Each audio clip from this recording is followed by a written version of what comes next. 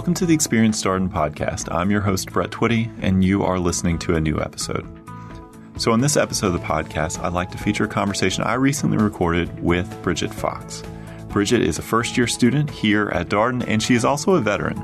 And she and I recently sat down to talk a little bit more about her background, how she decided to pursue an MBA, what led her to choose Darden, and how her experience has been so far. So without further ado, here's my conversation with Brigitte Fox. Brigitte, welcome to the podcast. Yeah, thank you for having me. All right. So for our listeners at home, tell us a little bit more about you. Sure. So I'm originally from San Diego, grew up there, went to the Naval Academy undergrad, where I played soccer for 4 years. And then after graduating in 2008, spent 10 years in the Navy as a naval flight officer. So I basically sat behind the pilot in a 2-seat jet, flying missions in various locations. Finished up my time in the Navy as a flight instructor up in Whidbey Island, Washington. And about a year and a half ago, made the decision not to stay in the Navy, and saw business school as a great way to kind of transition into the civilian world. Was that a big decision for you to stay in, get out? I mean, was it hard? It was definitely hard. I very much enjoyed my time in the Navy. Got a chance, to do some really awesome opportunities, work with some really incredible people, and kind of toyed with the idea of getting out for months, I would say. But yeah, it was definitely a difficult decision, but I certainly don't regret it. So I'm curious about how an MBA got on your radar. Was it something you had thought about for a long time? Is it a relatively recent idea for you? I would say it was fairly recent when I started to explore transition opportunities out of the military, and started kind of connecting with other veterans who were, 2 to 3 years ahead of me in the process, and noticed that many of them were pursuing MBAs, and it just seemed like a great way to sort of leverage my experience in the military while also having a chance to sort of build this new skill set before I jumped right into my next job. So how did you learn about Darden? So admittedly, when I first started going kind of through the admissions process, my husband and I both kind of made the decision to get out of the Navy together. And he's also pursuing graduate studies, but in a completely different field. So he's doing a post-baccalaureate pre-med program at UVA. So we were kind of trying to streamline our decision process in that regard, and UVA popped up as something that offered both of what we were looking for. And then as I got kind of deeper into the process and started reaching out to people, get a sense of what the school was all about, I was kind of just more and more interested and intrigued.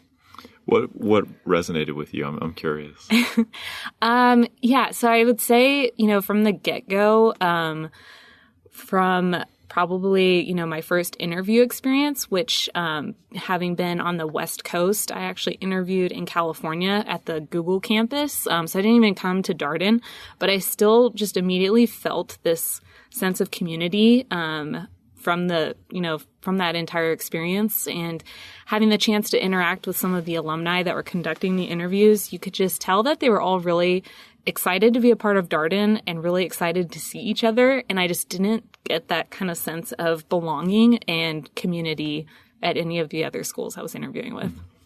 So I imagine you eventually got to come to Charlottesville and spend some time on grounds. Yep. I came to Darden Days. The event in April was my first time. So yeah, it's hard to beat Charlottesville in April. It's a beautiful time of year. Yeah, it really is. So what did you do in the summer before the start of school? Summer before the start. So I was kind of wrapping up my time as a flight instructor. I was up in Washington State. As I mentioned, my husband was starting a program out here and had actually started in June.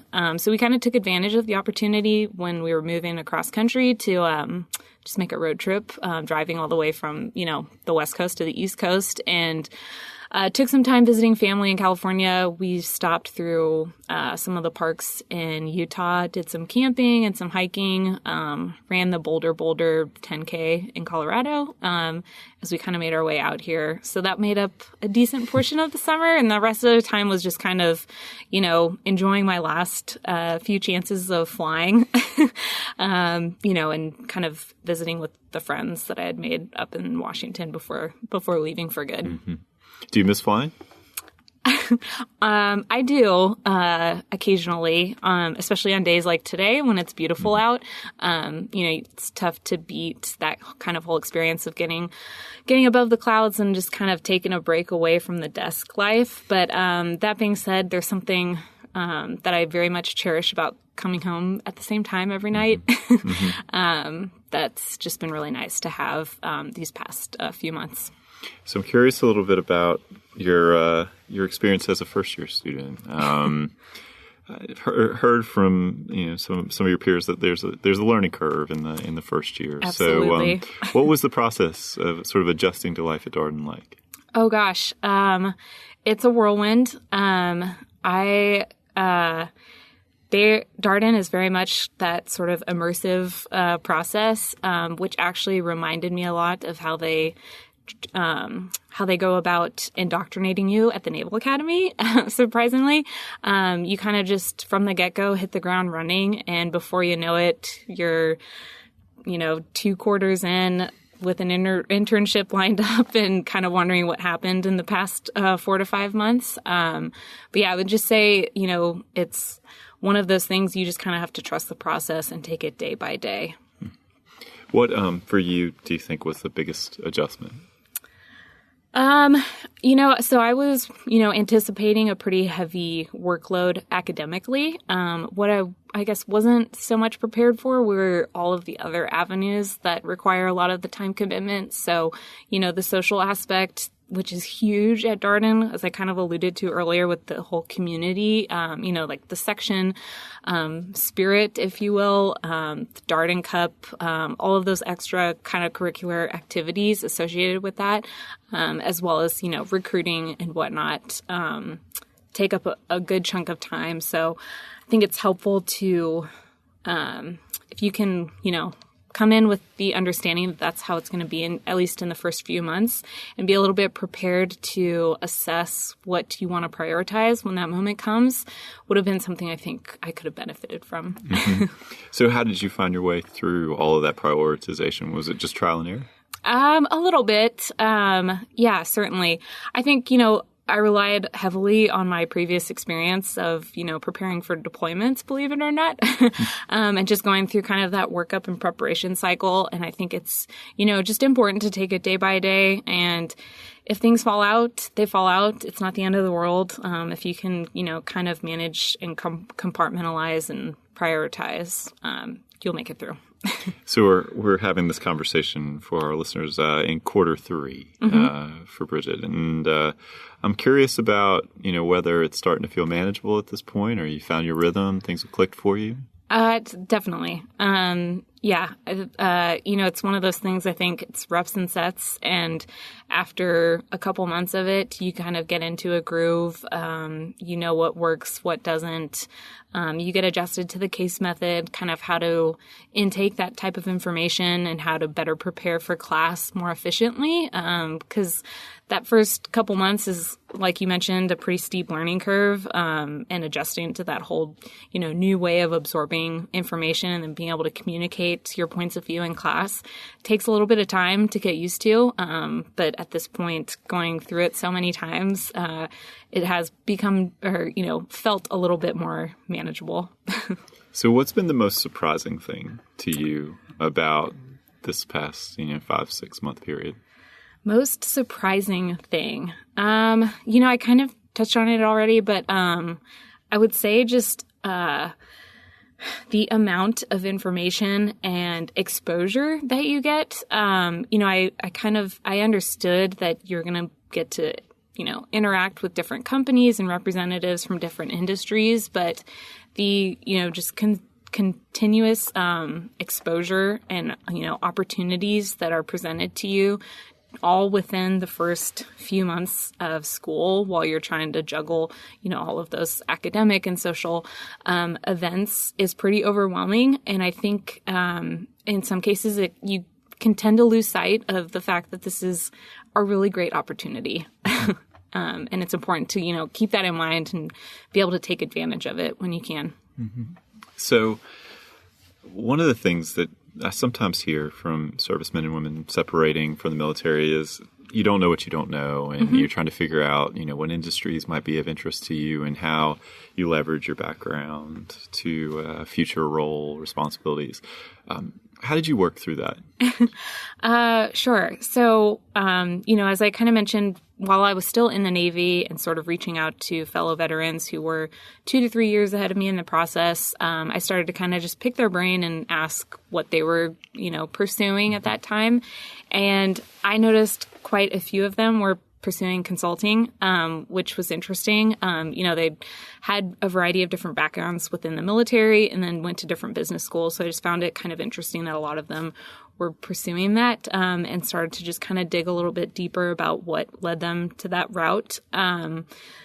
So, in going through that process, I came in with an idea of things that I wanted, at least to get out of the internship experience, and then maybe be able to narrow down after that point. So do you know what you're doing this summer? Yes. So I will be doing consulting. What a surprise. In McLean, Virginia with Deloitte this summer. Excited, I assume. Yeah. I'm very excited. Yeah. Yes. So when you think about, your decision to come to Darden and pursue an MBA, what would you share with a prospective student?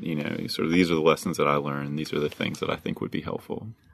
I think, prospective students, it's important to, enjoy I don't want to say last bits of freedom, but the, moments of just the extra time that you have before going into business school. But it is important to also take some of that time and self-reflect, as kind of cliche as that might sound, but try to narrow down what it is, that's important to you, what you want to get out of your MBA experience and what you want to get out of your future career. And I think that can help, once you get started and it's completely overwhelming, taking that time up front to kind of do that self-assessment can help you better manage that and be able to determine how you want to prioritize all of your responsibilities.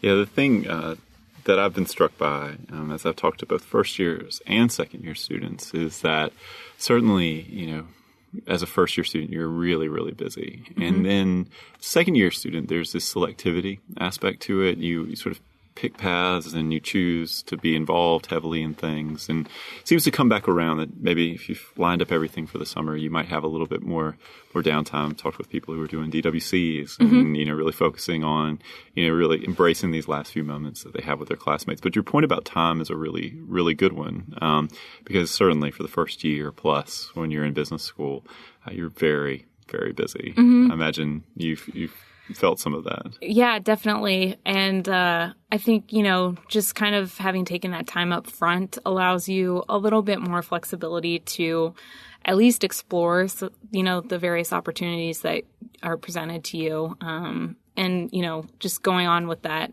advice, I guess, is don't be afraid to jump into things that you're unsure about. There were certainly, industries and functions that I had never really considered before, but after communicating with, students or, fellow classmates that had come from those fields, the opportunities there, at least to just get information. So, are you involved with the Darden Military Association? Yes. Yeah. For our listeners who are less familiar with the DMA, as it's known here, the Darden Military Association, what is it? What does the group do? Sure. So it's one of, many student clubs offered or, associated with Darden.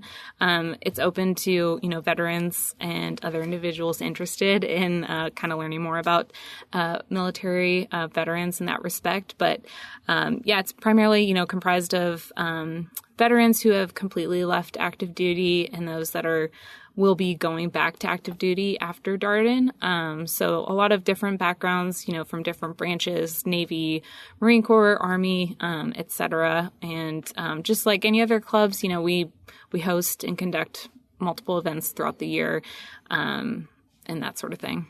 Has it been helpful to you over the past 5-6 months as you've adjusted to life in business school? Extremely helpful. Our second year, cohort in the DMA has done a phenomenal job for the first years as far as, offering kind of that mentorship and guidance and getting sort of that first hand exposure or, introduction into what their summer experience was like, what their first year was like, and then, connecting us to other veterans or Darden alumni in various industries and fields.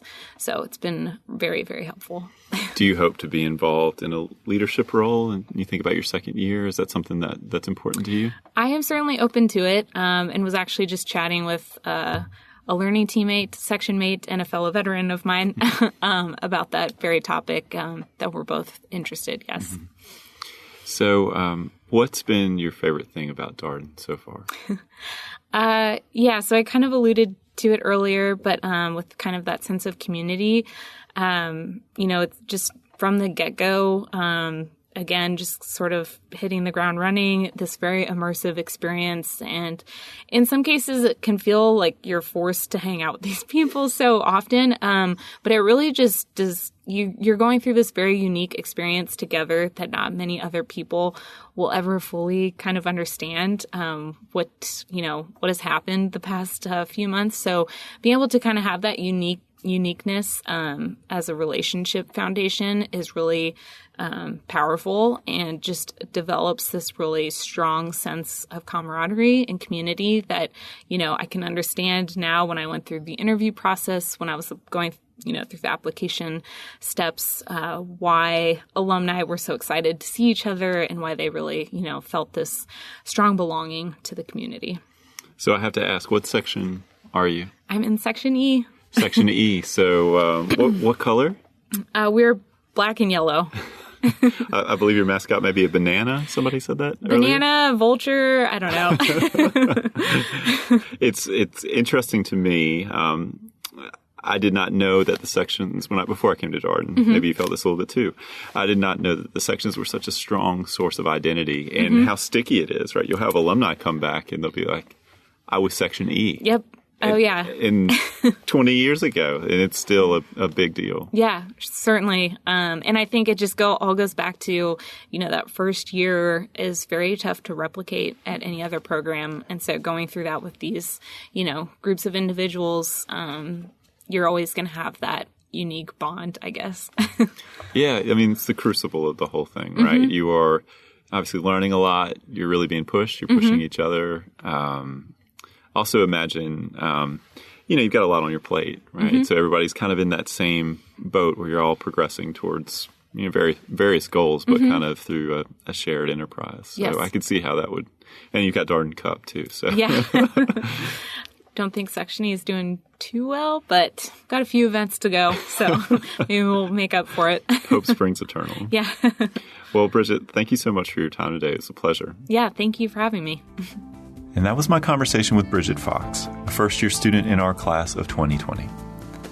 As always, if you have any comments, suggestions, requests, anything you'd like for us to cover here on the podcast, we are all ears. We can be reached at darden@virginia.edu. Until next time, thanks for listening.